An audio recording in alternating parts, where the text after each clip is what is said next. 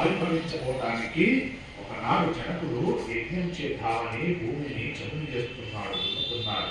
అలా దున్నుతున్నప్పుడు ఆ సాగేటి సాగుకు తగిలి ఒక బాలిక తనంత తానుగా పైకి వేసింది. ఆ పిల్లకు జనకుడు స్వయంగా పేరు పెట్టలేదు.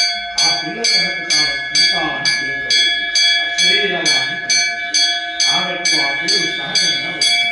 సీత అంటే నాగటి చాలుకి కదిలి పైకి లేచినది అర్థం. ఆమె జనకుడు దగ్గర పెరుగుతుంది.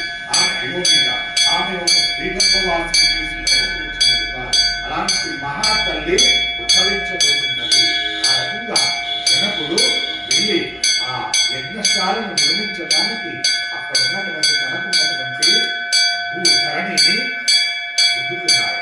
అలా దున్నించేటప్పటికీ చక్కగా అందులో ఒక నాగలి ఆగిపోయింది. ఎందుకు ఆగిపోయిందని చూస్తే కదలట్లేదు, అక్కడే ఆగిపోయింది.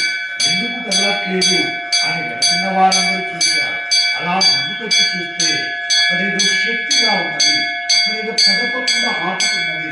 ఏమిటి అని ఆ నాగేటిని ఆ నాగలిని పక్కన పెట్టారు.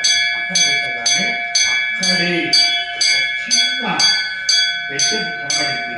ఆ పెట్టెను ఏమిటా అని తెలిసి చూశారు. అందులో చక్కటి తల్లి, అపురూపమైన లావణ్యమైనటువంటి మోహనంగా ఉన్నటువంటి తల్లి సౌందర్యంతో, లక్ష్మీ స్వరూపంతో చక్కగా నవ్వుతూ కనబడింది. చిన్ని చేతులు, చిన్ని బుగ్గలు, చిన్ని నోరు, చిన్ని నుదురు, చిన్ని ముక్కు అలా వేసుకొని ఆ తల్లి చక్కగా నవ్వుతూ దర్శనమిచ్చింది. అలా దర్శనమివ్వగానే వెంటనే అశరీరవాణి పలికింది. ఈమె ఎవరనుకుంటున్నావు? సాక్షాత్తుగా శ్రీ మహాలక్ష్మీదేవి ఇక్కడే ధరణీమాతకు కూతురుగా సీతమ్మగా ఆవిర్భవించింది. అలాంటి సీతమ్మ చూడండి, సీత అని కొలుచుకోండి. ఈ సీత ఎవరిని చేసుకోవాలో, ఎవరి దగ్గర ఉండాలో తాను నిర్ణయిస్తుంది. కాబట్టి ఈమె సీత అని అశరీరవాణి యొక్క పలుకు కలిగి మాయమైంది. తర్వాత జనకుడు ఆ తల్లిని చిట్టి పాపను తీసుకొని వెంటలేసుకొని నాకు దొరికిన మార్గం అయిపోయి ఆ జనకుడు ఎంతో సంతోషించింది.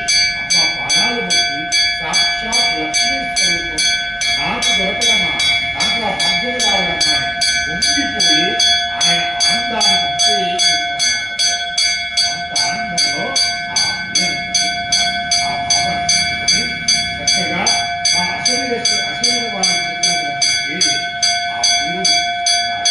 ఒక తల్లి గర్భము నుండి రాని మాట, ఒక తల్లి నుండి ఉద్భవించిన తల్లి, అయోనిగా వచ్చినటువంటి తల్లి, కుమార్తెను ఉద్భవించినటువంటి తల్లి, భూమికి ఎత్తిపోయినటువంటి తల్లి సీతమ్మ.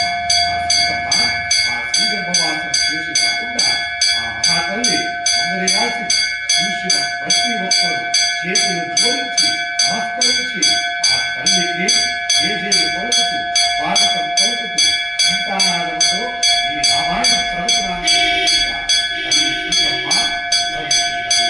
అలాంటి తల్లిని చక్కగా మనం అందరము కూడా నమస్కరిస్తూ రామనామముతోటి తల్లికి స్వాగతం చెప్తున్నాం. జై శ్రీరామ్, జై శ్రీరామ్, జై శ్రీరామ్, జై శ్రీరామ్, జై జానకి మాతా కీ జై, జై సీతా మాతా కీ జై.